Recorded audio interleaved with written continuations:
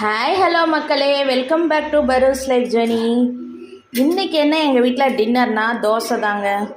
இன்றைக்கி நான் உங்களுக்கு ஒரு டிப்ஸ் சொல்ல போகிறேன். என்ன டிப்ஸ் அப்படின்னா, சப்போஸ் உங்கள் மாவு கொஞ்சம் புளிச்சிருச்சுன்னு வைங்களேன், அதுக்கு அந்த புளிப்பை போய் நார்மலாக உங்களுக்கு தோசை டேஸ்ட் வரணும், அந்த புளிப்பு டேஸ்ட் வரக்கூடாது அப்படின்னா நீங்கள் என்ன பண்ணலாம் அப்படின்னா, ஒரு ஸ்பூன் சர்க்கரை இருக்குல்லங்க, இப்போ ஒரு கப் மாவுக்கு ஒரு ஸ்பூன் சர்க்கரை சேர்த்தி ஒரு 5 மினிட்ஸ் விட்டுருங்க.